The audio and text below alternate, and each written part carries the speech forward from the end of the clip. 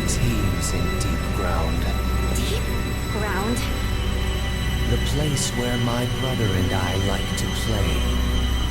Cool. Now mind moving aside. Let's take a different tack. Final Fantasy VII Remake Intergrade is more than just a technical upgrade of the original remake release for the PS4. On top of the visual and performance improvements, Intergrade also includes episode intermission, unless you get the free upgrade from the PS4's base version, in which you have to buy the DLC separately. Putting the spotlight entirely on Wutai ninja Yuffie and Sonon, Intermission is, for the most part, a rather self-contained story that deceives you into thinking that it won't do anything to advance the main plot in any significant ways. Yuffie and Sonon's mission sees them infiltrating Shinra headquarters to steal the Ultima Materia, and while this does flesh out the base game story in some ways, and even occasionally crosses paths with it, or at least passes it by very closely, a huge chunk of the DLC is rather self-contained. Until the end, that is.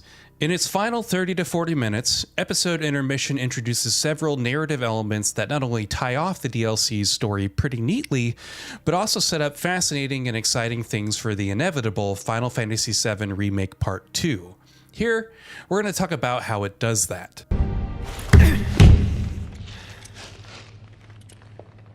I'll never get a better chance. That was Scarlet, Director of Advanced Weaponry. It was one of her machines that killed Melfi! Calm down, Sonon. Calm down.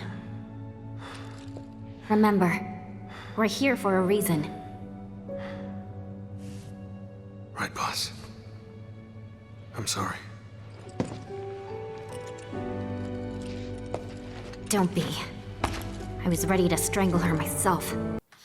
Upon infiltrating Shinra HQ, which happens shortly after Cloud and Ko's botched attempt to destroy the Sector 5 Mako reactor, Yuffie and Sonon quickly lock horns with Scarlet, and after they fight their way through her traps, and finally face her and defeat her in battle, the Shinra executive tells them that the Ultima material they're on the hunt for doesn't exist. Not yet, at least.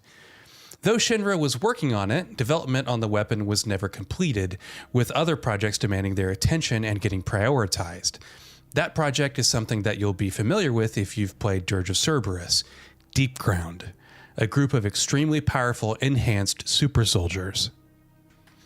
So yeah, episode intermission basically confirms that Square Enix's Final Fantasy VII Remake saga is going to encapsulate the entire FF7 universe, not just the original classic release. Though to be fair, that's something that's become pretty clear since Remake first launched last year. After Yuffie and Sonon defeat Scarlet, Intermission introduces Deep Ground members Weiss and Nero, who were among Dirge of Cerberus's primary villains. Shinra seems to be under the impression that it's got the Deep Ground soldiers under its control, but Weiss, the leader of Deep Ground, is just playing along and has his own plans in place. Intermission doesn't say what those plans are, but if Weiss's story here follows his arc in Dirge of Cerberus, his goal is to reawaken and control the all-powerful weapon known as Omega. Anyway, though Weiss is restricted only to cutscenes, Nero serves as episode intermission's final boss fight. Yuffie and Sonon take him on in a climactic duel, and after managing to defeat him, they make their escape from Shinra HQ. Before they can get out, however, Sonon is attacked by Nero, who isn't quite as dead as Yuffie and Sonon would have hoped. Pierced by several of Nero's creepy magical blades, Sonon holds the Deep Ground soldier back from advancing and forces Yuffie to leave. As he dies, a tearful Yuffie makes her escape.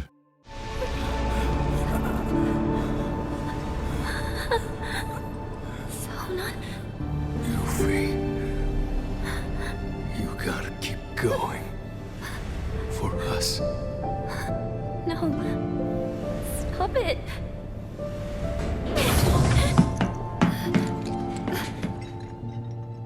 Sonon!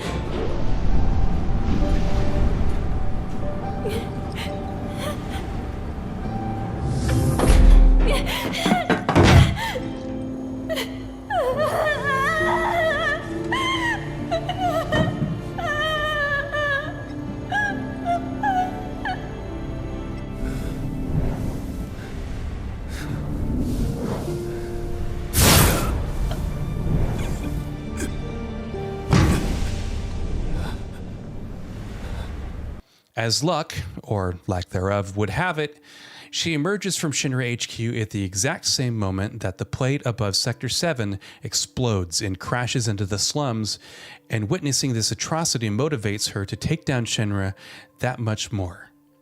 In the final scene, before the credits, we see Yuffie traveling on top of a chocobo in the desert outside Midgar, determined to take the fight to Shinra, setting up her eventual meeting with Cloud and the others. But wait, there's more. As you'd expect, episode Intermission also has a post-credits scene, and it's a pretty damn important one at that. There's plenty to unpack here, so let's take this step by step. For starters, we catch up with our heroes from Remake again. Following the dramatic conclusion of the game, Cloud, Tifa, Barrett, Aerith, and Red 13 are traversing the desert outside Midgar and are on the road to the village of Calm.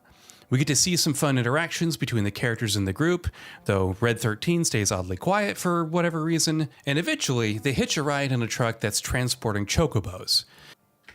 The truck is being driven by none other than Chocobo Bill. Not a major character by any means, but it's still a cameo that fans of the original Final Fantasy VII will appreciate. At the end, we see them on the outskirts of Calm and get to see a shot of the village looming in the distance. Obviously then, Calm is where Final Fantasy VII Remake Part 2 is going to begin, and if that shot of the village is any indication, it's going to be a pretty big place. Hold on though, there's still more to talk about.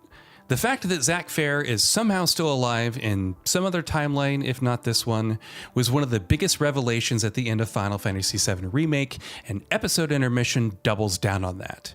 We see a brief scene of Zack standing in front of Aerith's church, nervously thinking about what to say to her when he finally sees her again.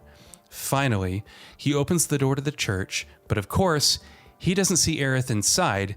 He sees a bunch of Midgar residents in rough shape, seemingly refugees of some tragedy, reeling from some traumatic event. That's where the screen finally and conclusively cuts to black. The conclusion you might immediately draw here is that the people in Aerith's church are the survivors of Sector 7's destruction, and Aerith isn't there because she isn't in Midgar anymore. But there are a couple of things to note here. For starters, in the scene that shows Zack standing outside the church, the plate above Sector 7 in the background seems curiously intact. Meanwhile, Zack still has his Buster Sword, which of course he shouldn't, because if he does, then Cloud shouldn't. So what does this mean? Perhaps we're seeing a separate timeline and seeing how that's been affected after Cloud destroyed the Whispers? Or maybe when he did that, he somehow ended up converging both timelines. But if that's true, does that mean that there are two Clouds in this timeline now? And why is Sector 7's plate still intact? There's a lot of questions, clearly, but one thing that's clear is that Zack clearly has a larger role to play in the story than you would have expected. And in some way, shape, or form, he's somehow not dead. How the hell is that possible? Well, as Kingdom Hearts fans would tell you, with Nomura, anything is possible.